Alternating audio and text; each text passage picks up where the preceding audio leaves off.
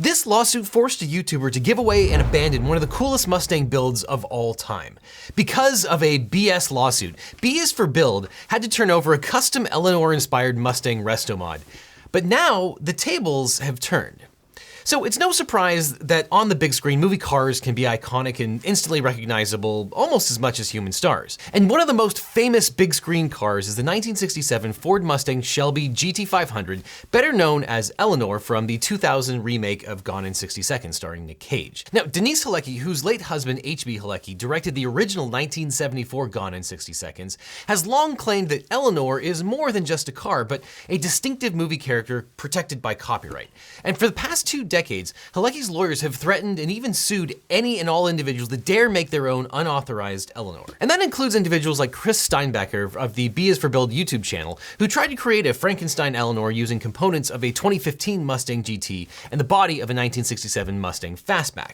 And after receiving a threatening cease and desist letter from Halecki's attorney about Eleanor, Chris stopped his Eleanor rebuild, deleted all 14 videos of the construction of the car, and surrendered the then still in process custom vehicle to Miss Halecki. Now, while a lot of this might sound like a case of what we lawyers like to call being a total buzzkill, courts have actually ruled that fictional non-sentient cars, like the Batmobile for example, can sometimes be sufficiently defined in media to constitute independently copyrightable characters. But now that the courts have weighed in on Miss Halecki's claim, let's talk about whether she was right to make the demand in the first place, whether Chris was right to turn over the car itself and delete all of his videos, and whether he can get Eleanor back. So how did we get here with Eleanor? And more importantly, what even is an Eleanor? Well, there are a few key figures when it comes to all of this Eleanor litigation. The first is Denise Halecki, who sued for and was granted the rights to the original Gone in 60 Seconds movie when her husband and original Eleanor creator H.B. Halecki died in a stunt accident.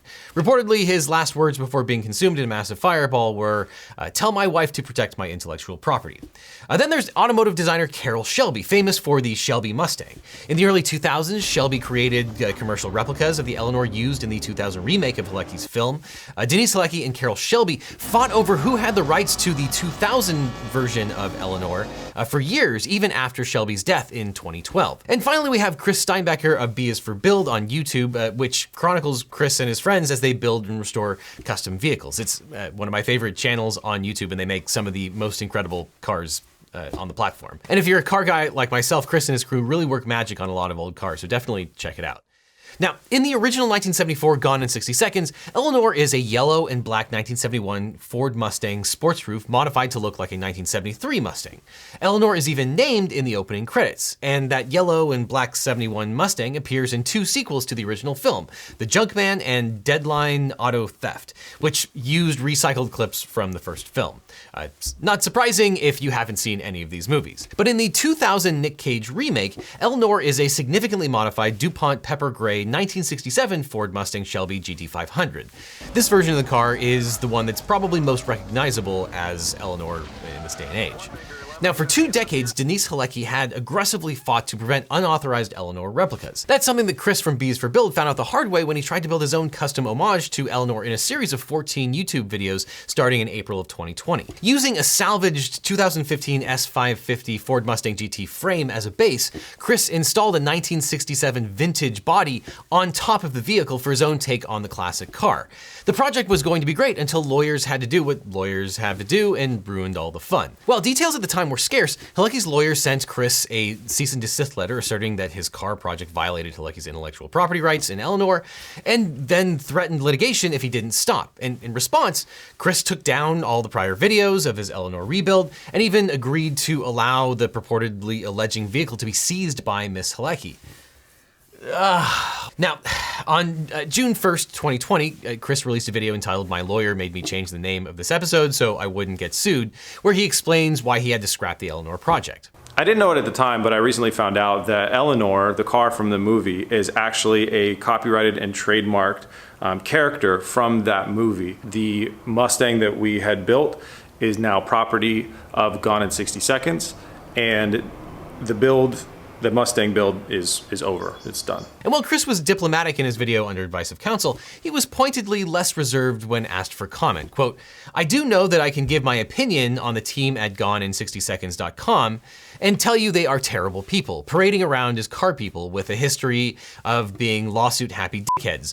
Just the most unpleasant, terrible people I've ever had the misfortune to have to deal with in my life, and that's not just me being mad about what happened, it's just the way these people decided to handle themselves. Now, we've covered copyright law in many previous videos, but to summarize the concept briefly, copyright protection extends to authors of any original work fixed in a tangible medium of expression, such as novels, movies, comic books, and even software, architecture, or a statue. Now, the holder of a copyright owns a set of exclusive rights to make and sell copies of their creations and grant licenses to third parties to create independent derivative works. Now, courts have long held that fictional characters can obtain protection separate from the underlying works where they appear. Now, in the 1930 case of Nichols versus Universal Pictures, Judge Learned Hand established the first test for granting copyright protection to an individual character, writing, quote, "The less developed the characters, the less they can be copyrighted. That is the penalty an author must bear for marking them too indistinctly." And we've seen lots of characters get protection, like James Bond, Fred Flintstone, and Wonder Woman, who are more than just the thing that appears in the particular film, TV show, or graphic novel that they happen to appear at that particular time. But what about cars? Well, certainly there are fictional cars with distinctive anthropomorphic character traits,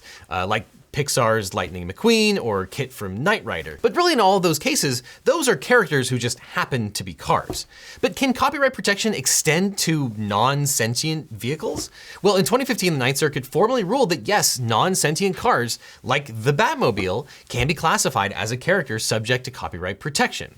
Well, at least in the Ninth Circuit. And that's pretty important for this particular scenario, because for years, Mark Towle has made and sold replicas of famous TV and movie cars through his auto shop Gotham Garage. But when he made replica Batmobiles in 2011, DC Comics and Warner Brothers sued Gotham Garage for copyright and trademark infringement. Towle freely admitted to copying Batmobile designs from the 1966 TV series starring Adam West and the 1989 film starring Michael Keaton. And in his defense, Towle argued that cars like the Batmobile are not independently copyrightable. But the district court disagreed, ruling in 2013 that Towle did not copy the design of a mere car, he copied the Batmobile character. Towle appealed to the Ninth Circuit, but the three-judge panel unanimously affirmed the lower court with an opinion dripping with pop culture references and rhetorical flourishes like, "Holy copyright law, Batman!" And in its ruling, the Ninth Circuit established a three-part test for determining whether a fictional character is entitled to copyright protection.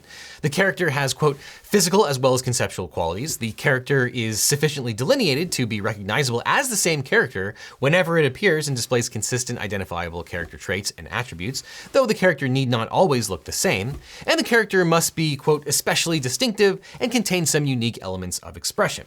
After a detailed analysis, the Ninth Circuit found that the Batmobile met all three of these elements. And after finding that the Batmobile was a copyrightable character, the panel concluded its opinion as follows.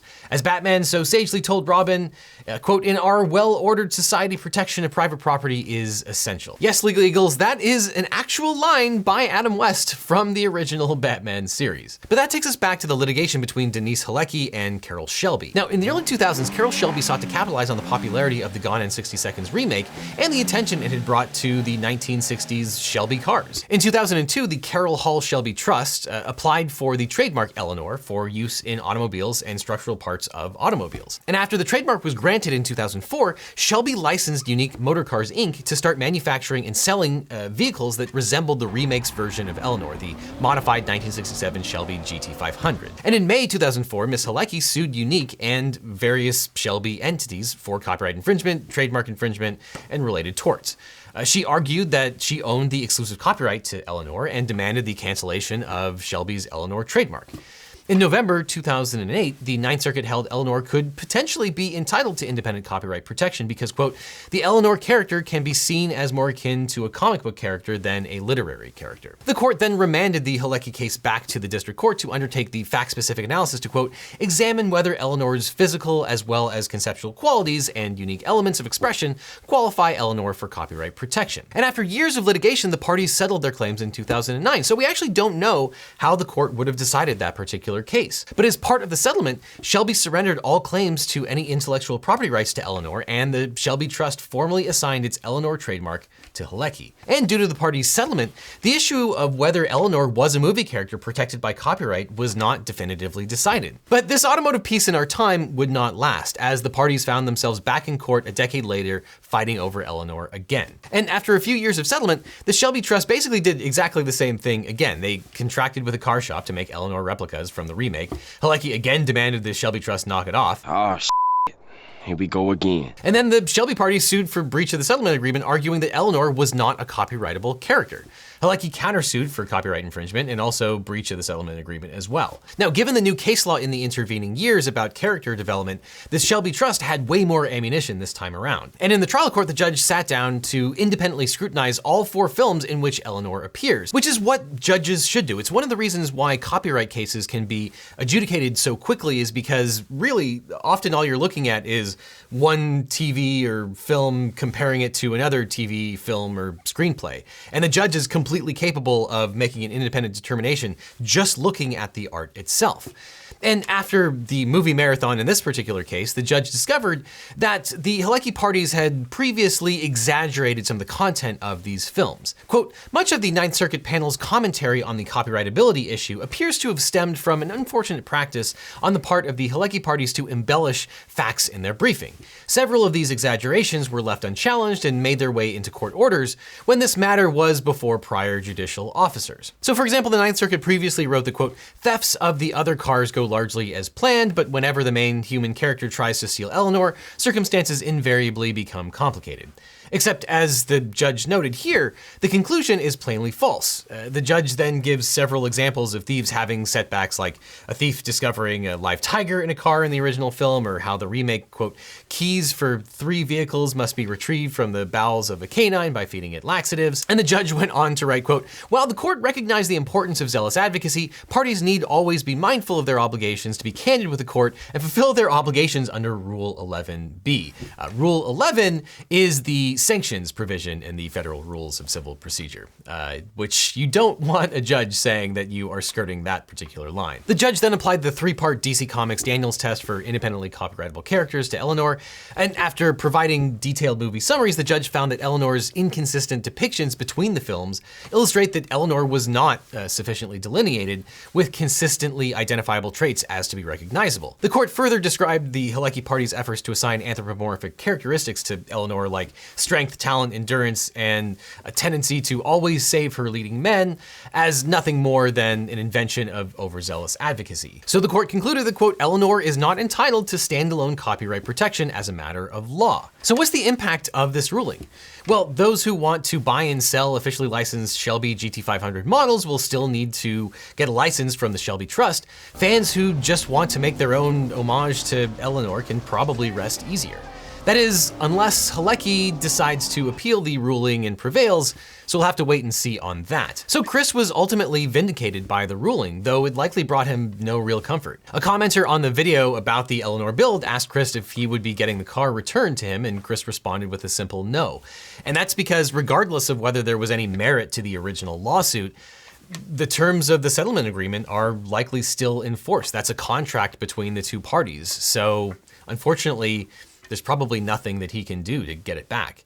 And on February 1st, 2023, Chris released a video responding to the Eleanor ruling. In it, he highlighted just how aggressive Halecki's attorneys were in connection with the Eleanor project. Nevertheless, he claims he approached Halecki's lawyers in good faith to resolve the issue. I offered to remove any name and likeness of Eleanor from all the episodes. I offered to change the build to something completely different than anything related to Eleanor. I offered everything I could imagine, and the response that I got from that was not good. It was a lot of nasty threats. And Chris reluctantly agreed to comply with the cease and desist letter after concluding that Halecki's plan was to inflict financial pain on the channel with a costly lawsuit, which I think Chris correctly identifies as a slap lawsuit. It was just simply the threat of an expensive lawsuit regardless of whether it was going to be successful or not. But luckily, when Halecki's lawyers threatened to sue over a completely unrelated 2007 Mustang GT project, which had nothing to do with Eleanor, Chris's lawyers apparently told them to go kick rocks rather than pay any monetary settlement.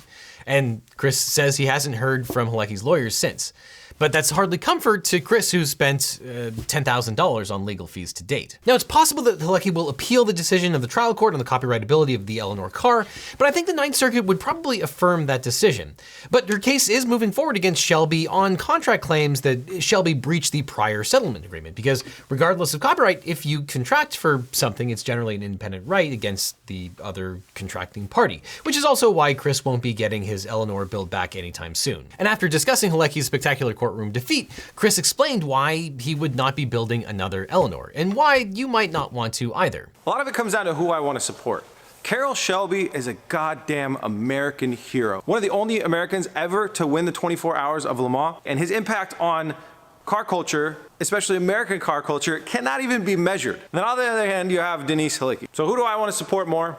Definitely Carroll Shelby. But I think Chris already got the last laugh, because the white 67 mid-engine wide-body Mustang fastback that he built is already 10 times cooler than any Eleanor. Now, if you want to build or engineer your own totally not copyright infringing Mustang, you'll probably want to bone up on your math and science skills, which you can do with today's sponsor, Brilliant. Brilliant.org is the best way to learn math and computer science interactively. Brilliant is an online learning platform for STEM that replaces lecture videos with hands-on interactive lessons. It's for curious learners, both young and old, professional and inexperienced. You can quickly learn to ace your high school or college math courses, or just learn stuff that you always wanted to learn. Brilliant helps you reach your goals whether you're a student or a professional looking to get ahead. For example, their classical mechanics course even starts with an explanation of Formula One racing. The course teaches core principles of physics to understand matter in motion, from drones to fireflies.